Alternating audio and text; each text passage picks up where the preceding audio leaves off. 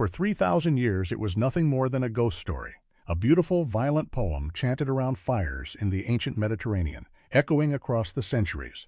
It was the story of a city with walls so high and thick they were said to be built by gods, a city of bronze and blood, of towering gates and golden shields burned to ash for the love of a queen.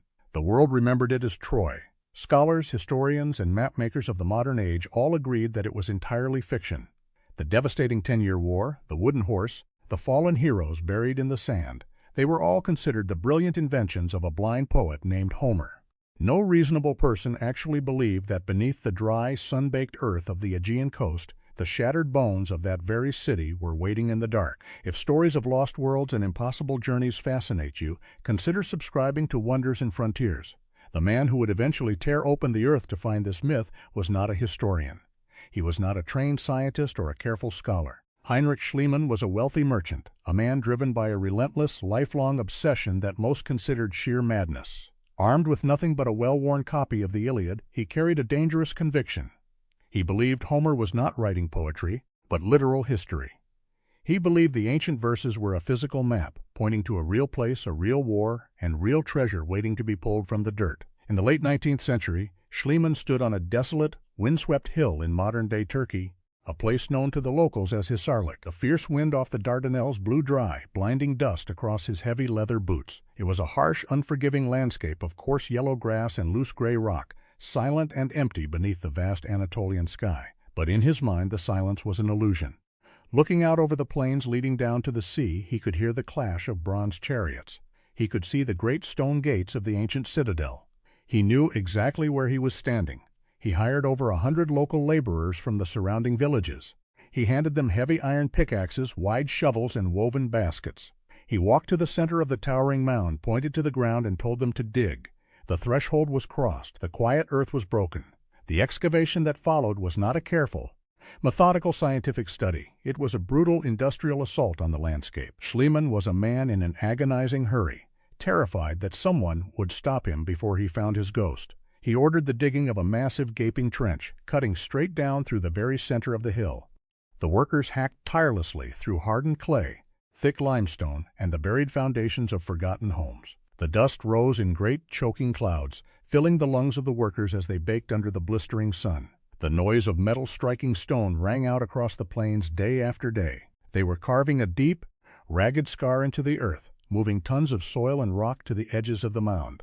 As the deep trench grew wider and the walls of dirt rose higher above their heads, something impossible began to emerge from the shadows of the earth. The hill of Hisarlik was not a natural formation. It was a towering, artificial mountain made of dead civilizations. Schliemann realized that he was not unearthing a single ancient city. He was cutting through layers of human history, stacked directly on top of one another. When one settlement was destroyed by a devastating earthquake, a great fire, or a brutal invasion, the survivors did not abandon the site. They simply leveled the broken rubble and built a new city directly on top of the corpse of the old one. The laborers were digging through thousands of years of time. He counted the distinct layers in the sheer walls of his trench. Troy 1, Troy 2, Troy 3. Down and down into the absolute dark of human memory. But his obsession was rapidly becoming a danger to the very thing he sought. He was looking for the Troy of Homer, the wealthy citadel of the late Bronze Age, believing firmly that the oldest, deepest layer at the very bottom of the hill must be the one he was looking for. He drove his tired workers relentlessly downward. In doing so, he ordered them to smash through the upper layers. He was unknowingly tearing down the massive stone walls of the actual era he was looking for, throwing priceless artifacts and historical evidence into the massive spoil heaps just to get to the bottom. It was an archaeological tragedy driven by pure ambition. Then, on a hot morning in May, deep in the shadow of the great trench, a sudden glint in the packed dirt stopped him cold. The sun beat heavily against the sheer dusty walls of the excavation. Schliemann saw the unnatural gleam of yellow metal buried beneath a thick layer of ancient ash and scorched earth. Paranoia immediately took hold. He knew that if the Ottoman authorities or the laborers saw what was buried there, he would lose it all. He abruptly called an end to the workday, sending the laborers away and declaring a sudden rest period. Left completely alone in the deep, silent trench, armed only with a heavy knife, he dug frantically into the compacted soil with his bare hands. The ash stained his skin. The heat was suffocating. From the ruined earth of what he called the Second City, he pulled out an impossible fortune, heavy gold diadems strung with thousands of tiny, intricate golden leaves. solid gold cups polished by the friction of the dirt, vases of silver, heavy bronze spearheads, and copper shields, necklaces, bracelets, and rings that suddenly caught the fierce sunlight after spending thousands of years in absolute darkness. He called it Priam's treasure. He believed he was holding the very jewels once worn by the legendary figures of his childhood. In the dark of night, he smuggled the immense hoard out of the country, hiding the gold in baskets and fleeing across the sea. It was a desperate, illegal theft that would trigger massive international outrage. When he later draped the ancient golden headdress over his young wife, Sophia, and photographed her looking directly into the lens, the image sent shockwaves across the globe. The myth was suddenly real. The gold was heavy and tangible. Troy existed, and a retired merchant had found it. But the earth holds its secrets tightly, and the truth of history is rarely as simple as a man's obsession. The academic world, finally drawn to the massive, jagged trench at Hisarlik, began to study the exposed ruins with the careful, patient eye that Schliemann entirely lacked. The truth that slowly emerged from the dust was a bitter, haunting irony. The gold, the deeply buried walls, the lair of the ruined city Schliemann had so triumphantly claimed as Homer's Troy was entirely wrong. The lair he had ruthlessly excavated was over 1,000 years older than the time of the Trojan War.